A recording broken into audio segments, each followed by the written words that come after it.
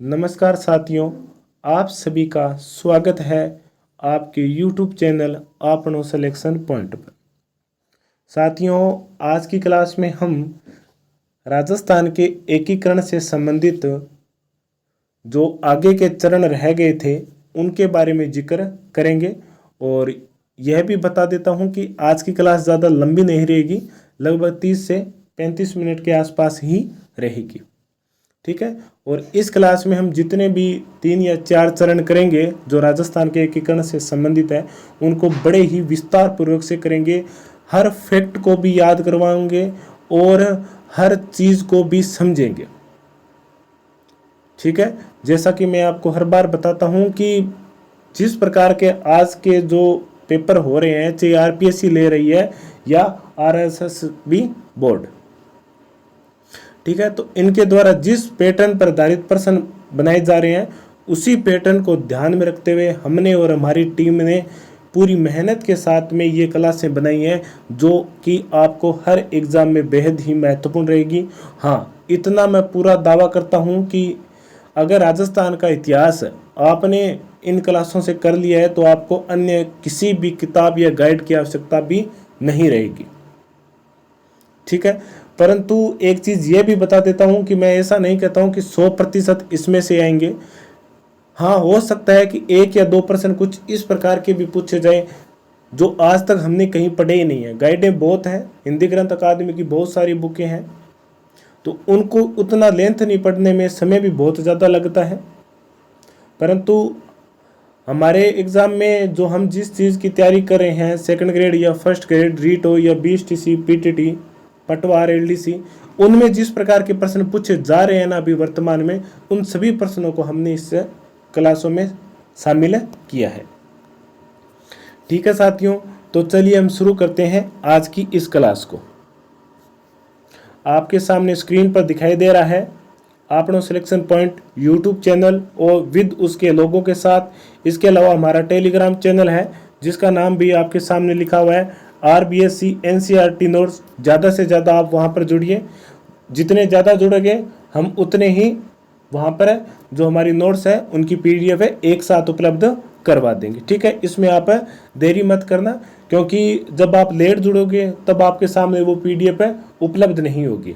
ठीक है, तो आप जल्दी से जल्दी इस टेलीग्राम चैनल से जुड़े। उसके बाद में हम हमारे जो जितने भी नोट्स कंप्लीट हो चुके हैं राजस्थान के इतिहास से संबंधित उनकी PDF वहाँ पर आपको उपलब्ध करवा देंगे और इस टेलीग्राम चैनल का जो लिंक है वो भी यूट्यूब चैनल के डिस्क्रिप्शन में दिया हुआ है। चलिए साथियों, शुरू करते हैं आज की इस क्लास को। हमने जो कल की क्लास की थी उसमें हमने वृहत राजस्थान के एकीकरण की प्रक्रिया को प्रारंभ किया था और उसके बारे में बताया था कि वृहत राजस्थान का गठन किन कारणों से हुआ और किन्होंने वृहत राजस्थान के गठन की मांग की थी। जैसा कि बताया गया था कि अखिल भारतीय देशी राज्य लोक परिषद की जो राजपुताना प्रांतीय सभा है, ठीक है, उसने सबसे पहले ये बात की थी कि अब राजस्थान की सभी रियासतों को मिलाकर के एक वृहत राजस्थान बनाने के अलावा और हमारे पास कोई भी विकल्प नहीं है। ठीक है, इसके अलावा समाजवादी नेता जिसमें जयप्रकाश नारायण और राम मनोहर लोहिया का नाम भी आता है, उन्होंने भी वृहत राजस्थान निर्माण करने की मांग रखी थी। ठीक है, तो समाजवादी नेता जयप्रकाश नारायण ने 9 नवंबर 1948 को उदयपुर में एक सार्वजनिक सभा में कहा था कि बिना किसी देरी के हमें वृहत राजस्थान के निर्माण की मांग को स्वीकार कर लेना चाहिए। ठीक है, और उसकी मांग की जानी चाहिए सरकार की ओर। ठीक है, ये बात कौन कहता है? समाजवादी पार्टी के नेता जयप्रकाश नारायण। इस पार्टी का नाम भी आप याद रखना। ठीक है, इसके 2 सदस्य थे, राम मनोहर लोहिया और जयप्रकाश नारायण, जिन्होंने वृहत राजस्थान के निर्माण की मांग रखी थी। अगली कड़ी में देखते हैं कि अखिल भारतीय स्तर पर राजस्थान आंदोलन समिति का गठन किया गया था। ठीक है, जिसके अध्यक्ष बनाए गए थे राम मनोहर लोहिया को। इन्होंने भी एकीकृत राजस्थान की मांग को रखी थी। ठीक है, तो राम मनोहर लोहिया की अध्यक्षता में गठित राजस्थान आंदोलन समिति ने भी एकीकृत राजस्थान यानी कि वृहत राजस्थान निर्माण की मांग रखी थी। अब आप इस समिति का नाम याद रखना और इसके अध्यक्ष का नाम भी याद रखना क्योंकि यह बेहद महत्वपूर्ण है। और आने वाले जो एग्ज़ाम है उसमें पूछा जा सकता है कि राजस्थान आंदोलन समिति जिसका गठन राजस्थान के एकीकरण के समय 1948 में किया गया था, उसका अध्यक्ष कौन था, ठीक है, या उसका अध्यक्ष किस पार्टी से था, यह भी पूछा जा सकता है। इसलिए आपको याद रखना है, पार्टी का नाम भी याद रखना है समाजवादी, और उस व्यक्ति का भी नाम याद रखना है राम मनोहर लोहिया। ठीक है, चलिए आगे चलते हैं।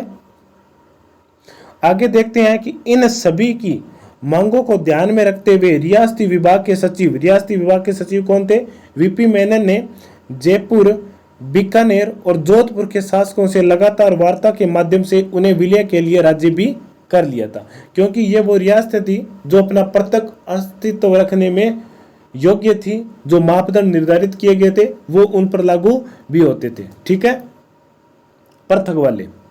परंतु बाद में रियासती विभाग के अध्यक्ष और उनके सचिव के द्वारा लगातार प्रयास करने के बाद में राजस्थान की ये 3 रियासतें और थीं जिन्होंने भी विलय पत्र पर हस्ताक्षर कर लिए थे, ठीक है। चलिए आगे चलते हैं। इसके बाद में 14 जनवरी 1949 को पटेल जी, सरदार वल्लभ भाई पटेल, उदयपुर में एक सार्वजनिक सभा में घोषणा की थी कि जोधपुर, जयपुर और बीकानेर के शासकों ने भी अपनी अपनी रियासतों का राजस्थान में विलय करना स्वीकार कर लिया है।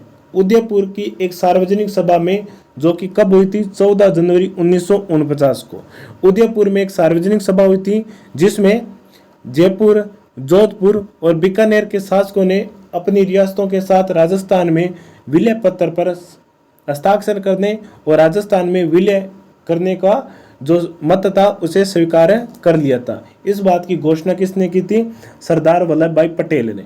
अब आपके दिमाग में क्या आता है कि ये चीज़ हमारे लिए ज़्यादा महत्वपूर्ण नहीं है, ठीक है। हाँ, ये बात है कि इन रियासतों के शासकों ने विलय पत्र पर हस्ताक्षर कर लिया था, परंतु मैंने आपको बताया था कि जहां भी आपको ऐसा लगता है कि ये एग्जाम में प्रश्न नहीं पूछा जाने वाला है, ये पॉइंट नहीं पूछे जाने वाला है, तब आपके मन में एक ही बात आनी है कि इसे तो मैं बहुत अच्छी प्रकार से याद करूंगा। तो यहाँ पर ये जो तारीख है ना, 14 जनवरी 1949, इसे आप याद रखना और इस स्थान का भी नाम याद रखना, उदयपुर। सरदार वल्लभ भाई पटेल ने उदयपुर में 14 जनवरी 1949 को एक सार्वजनिक सभा की थी और उसी सभा में बताया था कि राजस्थान की इन तीनों बड़ी रियासतों ने भी विलय पत्र पर हस्ताक्षर करना स्वीकार कर लिया है, ठीक है। इसके बाद में राजस्थान की एक रियासत और बच जाती है जिसका नाम है जैसलमेर। तो वो भी, उसका भी प्रशासन था वो बहुत पहले ही भारतीय सरकार ने अपने हाथों में ले लिया था, क्योंकि वहाँ पर कुछ जैसे कांड हुए थे, जैसे सागरमल गोपा वाला कांड हुआ था। उसके बाद में वहाँ की जो शासन थी, पद्धति थी, वो भारतीय सरकार ने अपने हाथों में पहले ही ले रखी थी और वृहद राजस्थान में इन चारों रियासतों को मिला लिया गया था। और जो एक ठिकाना शेष रह गया था, लावा, वो भी इस चरण में राजस्थान का हिस्सा बन चुका था। जैसलमेर का शासन भी पहले से ही भारत सरकार के हाथों में था। इसके बाद में इस योजना पर विचार करने हेतु 3 फरवरी 1949 को दिल्ली में वीपी मेनन ने एक बैठक का आयोजन भी किया था, ठीक है, कि सब कुछ तय हो गया था कि इन सभी रियासतों ने विलय पत्र पर हस्ताक्षर कर दिए हैं और उसके लिए स्वीकृति भी दे दी है, परंतु अब इनके लिए पद कौन कौन से निर्धारित करें। अब जैसे कि संयुक्त राजस्थान का गठन हुआ, तब वहाँ के शासक महाराजा भोपाल सिंह ने कहा था कि मुझे आजीवन राज प्रमुख बनाया जाए, तो उनकी बात को भी स्वीकार रखना था, नहीं तो आगे समस्या हो सकती थी। और जयपुर का शासक है वो भी काफ़ी महत्व रखता है राजस्थान में। इसके अलावा जोधपुर और बीकानेर ये भी काफ़ी महत्व रहते हैं, क्योंकि इनकी सीमा पाकिस्तान के साथ लगती है, तो इनके लिए भी बहुत महत्वपूर्ण पद रखना अनिवार्य था।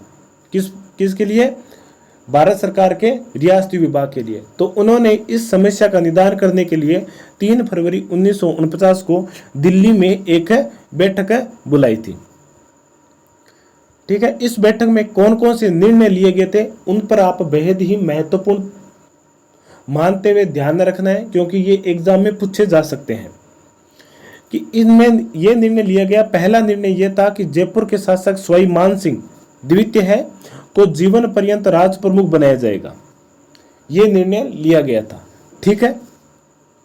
इसके बाद में जब उन्हें लगा था कि इससे मेवाड़ का शासक नाराज होगा, परंतु उन्होंने इसका भी तोड़ निकाल लिया। उन्होंने मेवाड़ की मान मर्यादा को ध्यान में रखते हुए इन्हें राज प्रमुख के स्थान पर महाराजा प्रमुख बना दिया गया था आजीवन के लिए। ठीक है, तो उदयपुर के प्राचीन राजवंश की मान मर्यादा को ध्यान में रखते हुए महाराणा भूपाल सिंह को महाराजा प्रमुख का सम्मानीय पद भी दिया गया था इस बैठक में। ठीक है, दो समस्या हल हो गई, एक तो जयपुर वाली कि उन्हें राज प्रमुख बना दिया गया, और दूसरी उदयपुर के शासक भूपाल सिंह की उन्हें महाराजा प्रमुख बना दिया गया था। इसके अलावा जोधपुर एवं कोटा के शासकों को वरिष्ठ उपराज प्रमुख भी बनाया गया था। जोधपुर एवं कोटा के शासकों को वरिष्ठ उपराज प्रमुख भी बनाया गया था। हालांकि बीकानेर के शासक शार्दुल सिंह ने इसमें किसी प्रकार की आपत्ति नहीं उठाई थी, क्योंकि वो राजी इस विलय पत्र पर हस्ताक्षर करने के लिए तैयार हो गए थे।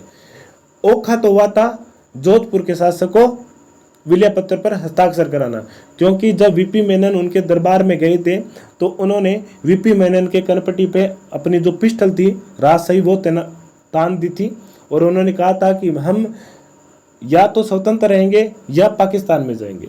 ठीक है, तो इसके बाद में रियासती विभाग की जो समस्या है वो और ज़्यादा बढ़ गई थी, परंतु अंततः यही नतीजा निकला, क्योंकि जनता किसके समर्थक में थी, वो राजस्थान के हिस्से में आने चाहती थी। तो जहाँ पर जनता ने अपनी मांग रख चुकी थी, तो वहाँ पर एक या एक से अधिक जो शासन थे उनकी मांग को कौन ध्यान में रखता है, जनता राजस्थान के पक्ष में थी। तो अंततः हनुमंत सिंह को मजबूरी में होकर के राजस्थान के विलय पत्र पर हस्ताक्षर करना पड़ा था, और उसके बाद में उसे वरिष्ठ उपराज प्रमुख का पद भी दे दिया गया था, और बूंदी और डूंगरपुर के शासकों को कनिष्ठ उपराज प्रमुख का पद भी संभाला गया था। इसके बाद में अब समस्या आती थी कि राजधानी किसे बनाया जाए। ठीक है, राज प्रमुख निर्धारित हो गया, उपराज प्रमुख निर्धारित हो गया, कनिष्ठ और वरिष्ठ उपराज प्रमुख भी निर्धारित हो गए थे। अब एक समस्या आती थी कि राजधानी किसे बनाया जाए। इसके लिए सरदार वल्लभ भाई पटेल पर इसका भार छोड़ दिया गया था, परंतु सरदार वल्लभ भाई पटेल ने राजधानी के चुनाव हेतु एक समिति का गठन किया था, जिसका नाम था पी सत्यनारायण राव की अध्यक्षता में गठित एक समिति को इसका कार्यभार सौंपा गया था कि आप ही तय करेंगे कि राजस्थान की राजधानी कौन रहेगी। तो सरदार वल्लभ भाई पटेल के द्वारा किस समिति को राजस्थान की राजधानी बनाने हेतु गठित की गई थी, तब आपका ध्यान होना चाहिए सत्यनारायण राव समिति। ठीक है, इसके बाद में थोड़ा सा कंफ्यूज वाला पॉइंट है, वो भी मैं आपको यहाँ पर बता दूंगा। ठीक है, तो सरदार वल्लभ भाई पटेल, यहाँ पर मैं वापस इस बात को लाइन पे जोर देकर के बोल रहा हूँ कि सरदार वल्लभ भाई पटेल ने राजधानी के चुनाव हेतु पी सत्यनारायण राव समिति की स्थापना की थी। ये याद रखना, किस समिति की, पी सत्यनारायण राव समिति की। अब इसमें कंफ्यूज क्यों है, मैं इस चीज पर ज्यादा क्यों जोर दे रहा हूं, इसका हम आगे चर्चा करेंगे। चलिए आगे चलते हैं।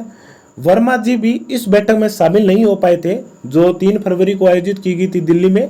वर्मा जी उस बैठक में उस दिन 3 फरवरी को नहीं पहुंच पाए थे, परंतु वो अगले दिन पहुंच गए थे, और उन्होंने इन सभी जो विचारों जो कि बैठक के दौरान लिए गए थे उन पर अपनी सहमति भी प्रकट की थी।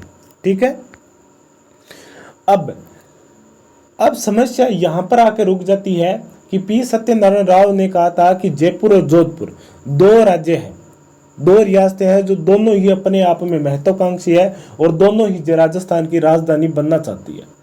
तो इसके लिए एक अन्य समिति का गठन भी किया गया था। अब याद रखना कि जयपुर और जोधपुर, इन दोनों के बीच में जब राजधानी को लेकर के विवाद खड़ा हुआ था, तब एक समिति का गठन किया गया था, जिसका नाम था B.R. पटेल की अध्यक्षता में गठित समिति, जिसके 3 सदस्यीय समिति थी, स्वयं B.R. पटेल और T.C. पुरी और S.P. सिन्हा। ठीक है, ये 3 सदस्यीय समिति थी जिसने ये निर्णय लिया था कि जयपुर को ही राजस्थान की राजधानी बनाया जाएगा, क्योंकि यह राजस्थान के लगभग बीच में स्थित है।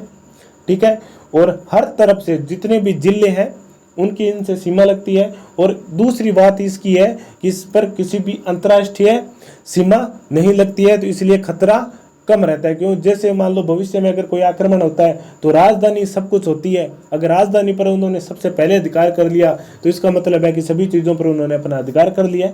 तो ठीक है, तो इसके लिए उन्होंने जयपुर को चुना था। ठीक है, अब इसमें कंफ्यूज वाली बात कौन सी है वो भी मैं बता देता हूं कि सरदार वल्लभ भाई पटेल ने किस समिति को गठन किया था राजधानी का चुनाव है, तो तब हमारा उत्तर रहेगा जयपुर। परंतु अगर ये प्रश्न पूछता है कि जयपुर और जोधपुर में जब राजधानी के विषय को लेकर के विवाद खड़ा हो गया था तब कौन सी समिति का गठन किया गया था, तब हमारा उत्तर रहेगा BR पटेल।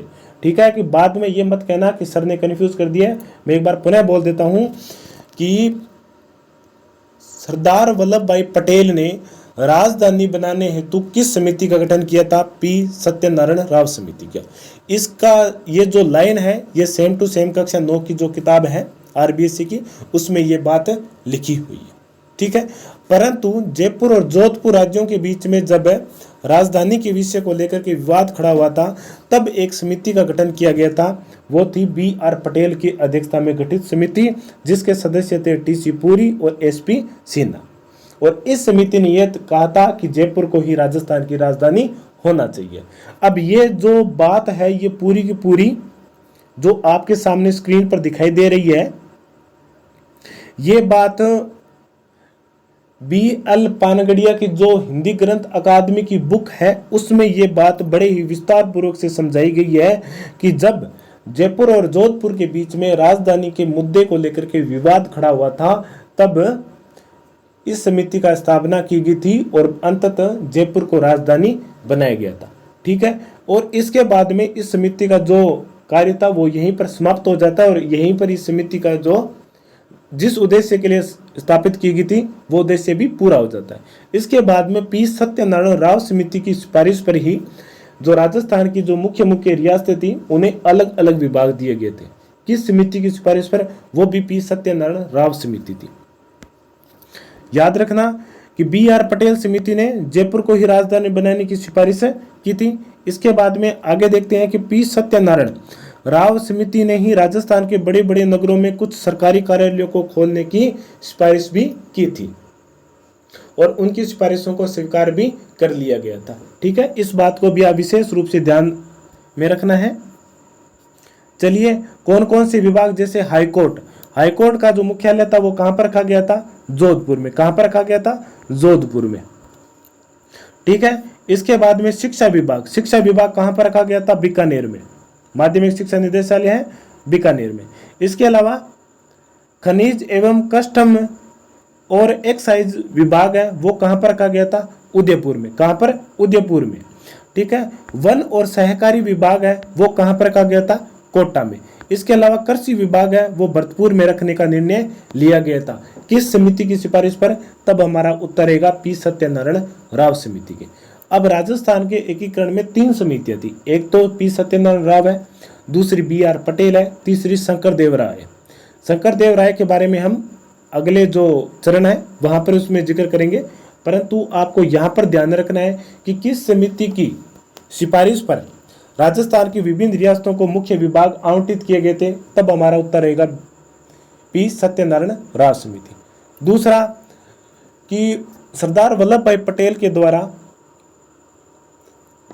किस समिति का गठन किया गया था जिसकी अनुशंसा पर राजधानी की जो विचार करना लिखा हुआ था। ठीक है, कि कौन सी राजधानी बनानी है। लेकिन जब जयपुर और जोधपुर के बीच में विवाद खड़ा हो गया था राजधानी को लेकर के, तब निर्णय कौन सा लिया था, किस समिति की सिफारिश पर लिया था? तब हमारा उत्तर रहेगा BR पटेल। ठीक है, तो ये कंफ्यूजन था जो कि आपको मैंने आपका वो दूर कर दिया है और वो आपके विद प्रूफ भी बता दिया गया है कि ये लाइन कहां पर लिखी हुई थी और ये लाइन कहां पर लिखी हुई थी। ठीक है, चलिए आगे चलते हैं। इसके बाद में 30 मार्च 1949 को सरदार वल्लभ भाई पटेल के द्वारा वृहत राजस्थान का विधिवत रूप से उद्घाटन किया गया था। जिस प्रकार पहले चरण का विधिवत उद्घाटन किसने किया था? 18 मार्च को गॉडगिल के द्वारा, दूसरे चरण का भी 25 मार्च को गॉडगिल के द्वारा, तीसरा चरण 18 अप्रैल को किसके द्वारा? जवाहरलाल नेहरू के द्वारा, और चौथे चरण का जो उद्घाटन था वो किसके द्वारा किया गया था? सरदार वल्लभ भाई पटेल के द्वारा वृहत राजस्थान के रूप में। 30 मार्च को ही राजस्थान दिवस मनाने का निर्णय लिया गया था, क्योंकि इस समय तक राजस्थान की जितनी भी बड़ी रियासतें थी उनका एकीकरण हो चुका था, वो राजस्थान संघ में शामिल हो चुकी थी। ठीक है। और बाद में हीरालाल शास्त्री को इस वृहद राजस्थान का प्रधानमंत्री भी बनाया गया था। तो वृहद राजस्थान का प्रधानमंत्री कौन बनाया गया था? हीरालाल शास्त्री। संयुक्त राजस्थान का मणिकलाल वर्मा और राजस्थान संघ का गोकुलराव असावा। ठीक है।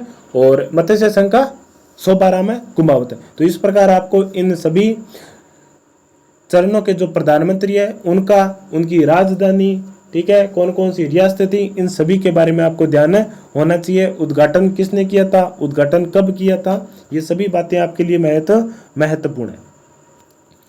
और इसके बाद में 4 अप्रैल 1949 को मंत्रिमंडल की कमान संभाली थी किसने? हीरालाल शास्त्री ने। उनके मंत्रिमंडल में सदस्य कौन कौन से थे?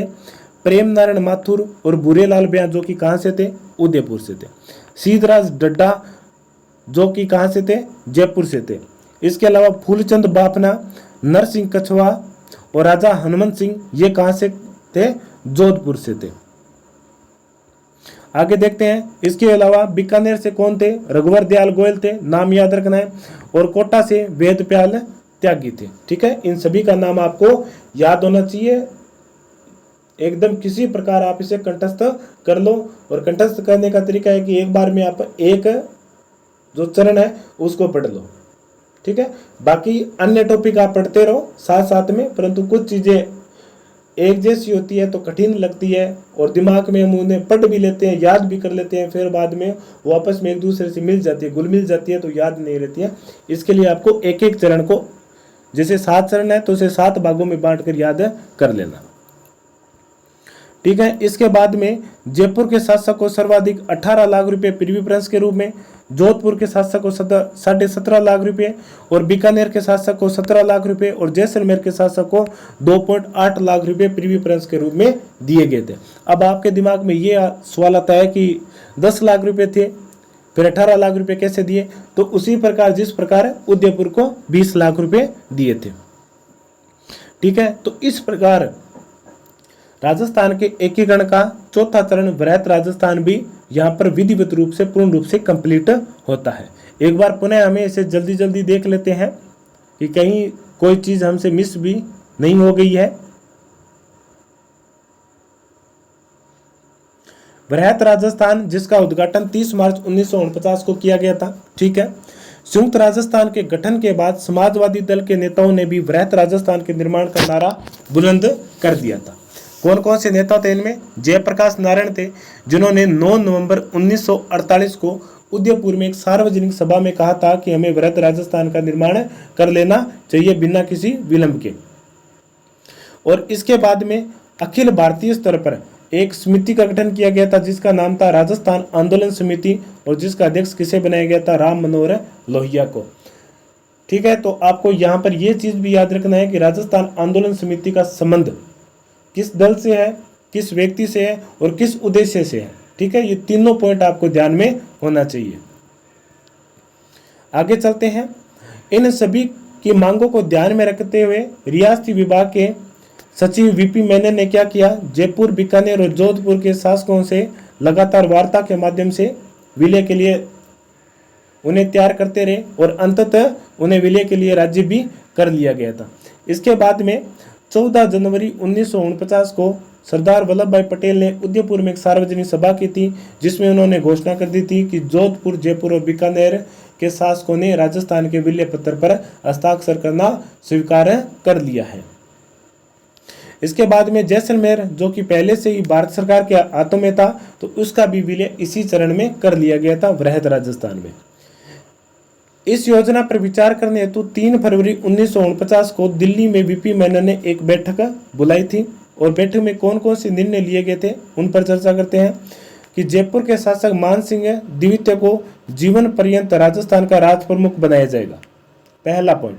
दूसरा पॉइंट था कि उदयपुर के प्राचीन राजवंश की मान मर्यादा को ध्यान में रखते हुए महाराणा भोपाल सिंह को महाराज प्रमुख का सम्मानीय पद दिया जाएगा।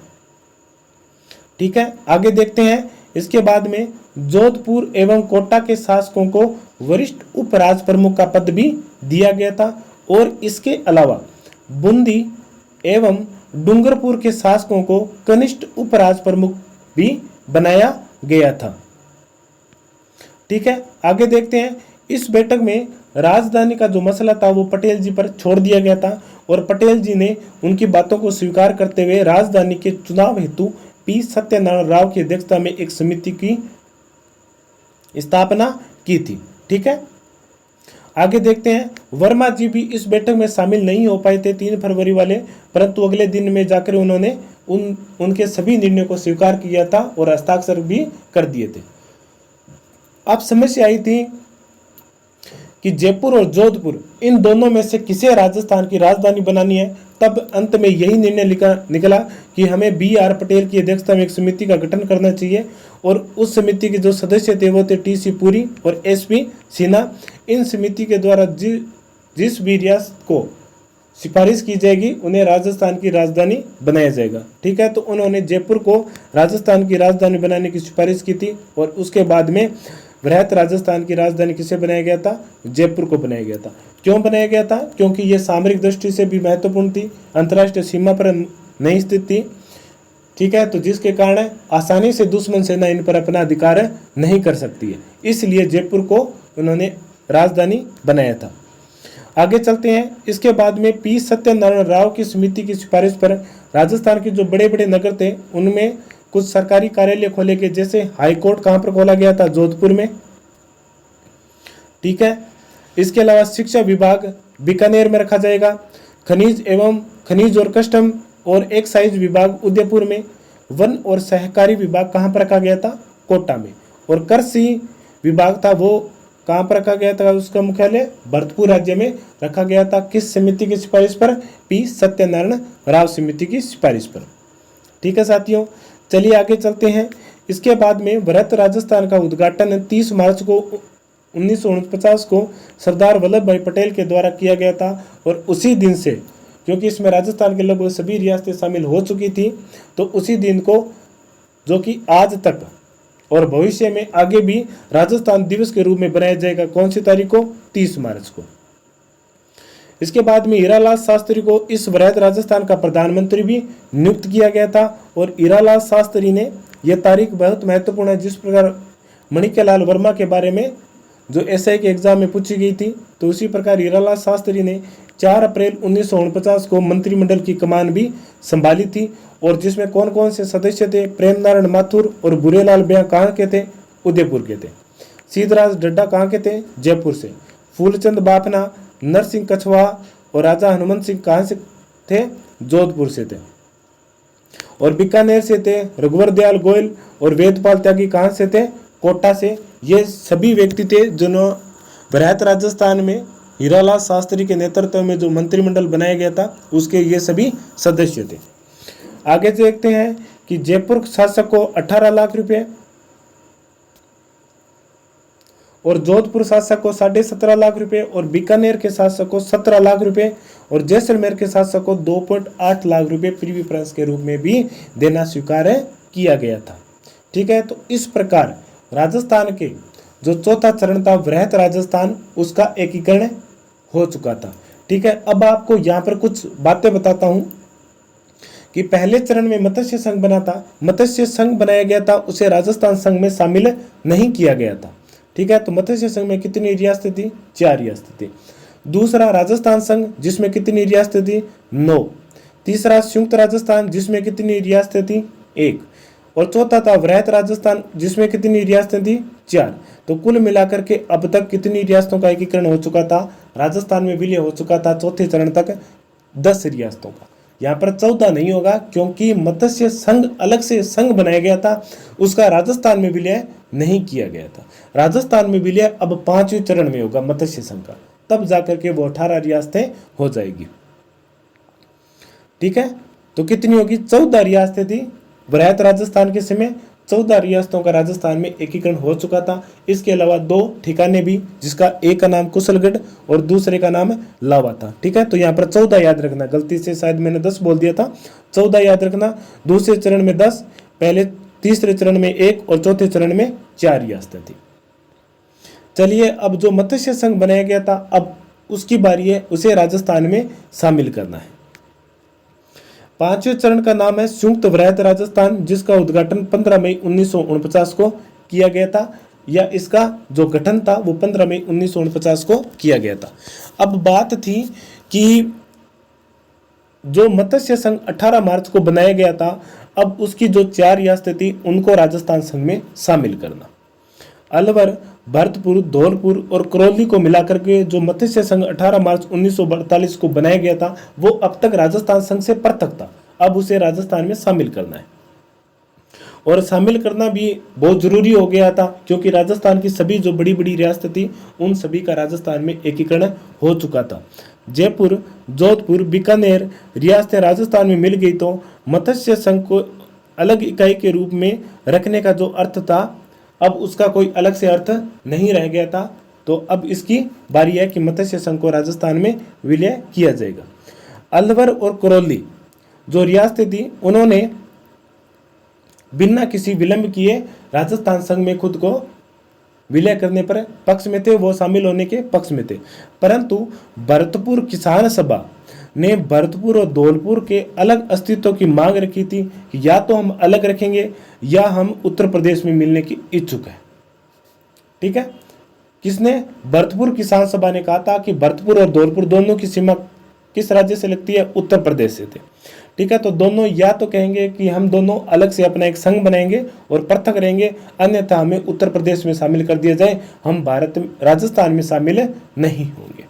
ठीक है, तो इस समस्या को निपटारा करने के लिए शंकरदेव राय की अध्यक्षता में एक समिति गठित की गई थी, जिसके 3 सदस्य थे। ठीक है, पटेल जी ने शंकरदेव की अध्यक्षता में एक समिति गठित की थी, जिसके 3 सदस्य थे। एक तो प्रभुदयाल था, दूसरा R.K. सिन्हा नहीं है, यहाँ पर सिद्धवा है, सिद्धवा, सिन्हा नहीं है, सिन्हा B.R. पटेल समिति में थे। यह आपको याद रखना है, सिद्धवा, R.K. सिद्धवा, प्रभुदयाल और R.K. सिद्धवा। यहाँ पर थोड़ी सी मिस्टेक हुई है टाइपिंग में, थोड़ा ध्यान रखना। R.K. सिद्धवा है और प्रभुदयाल है।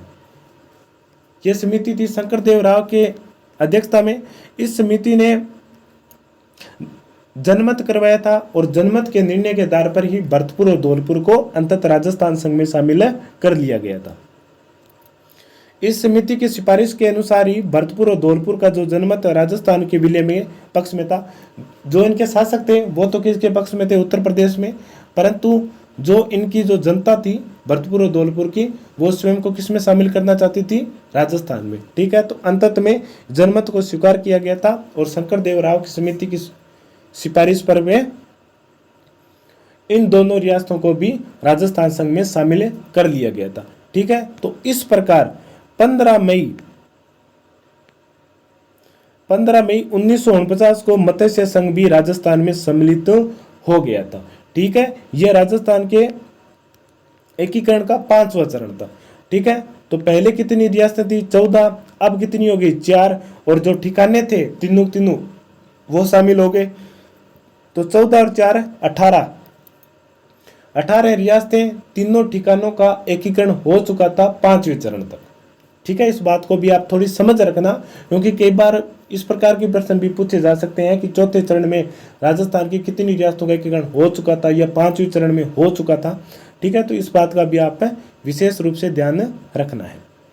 ठीक है, अब राजस्थान की एक रियासत और एक केंद्र शासित प्रदेश बचा था।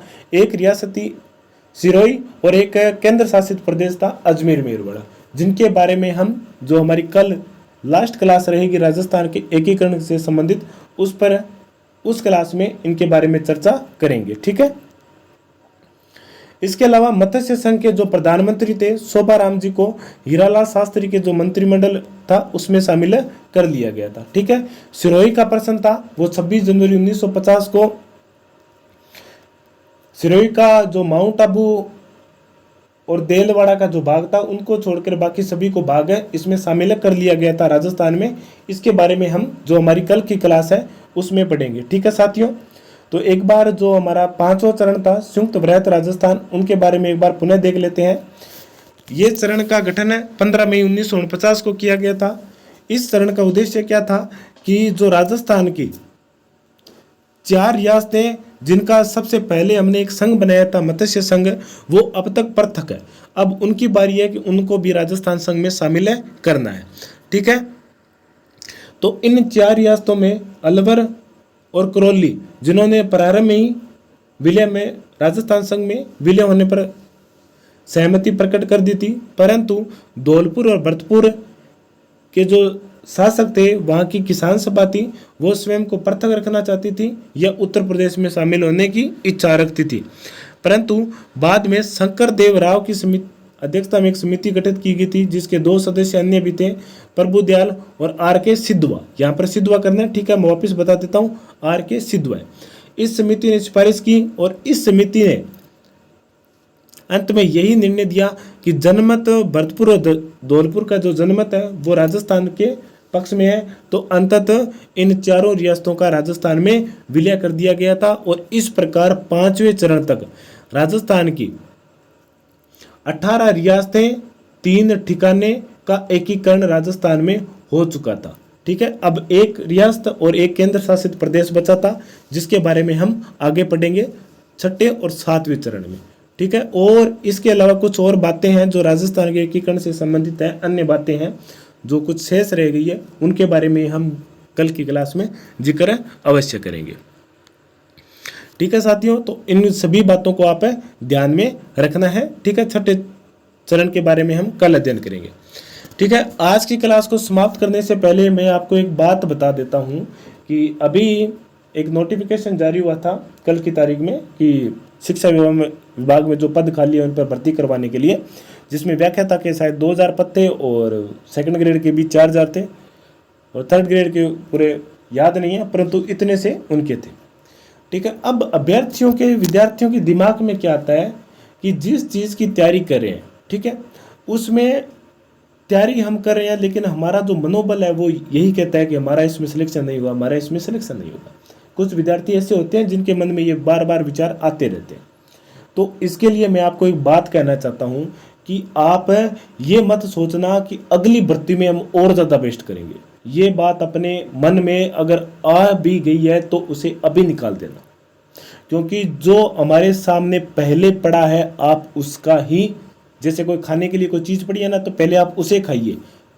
जिसकी आप कल्पना कर रहे हो, जिसके आने का भी कोई समय ही नहीं है, आप उसकी ओर क्यों ध्यान देते हो।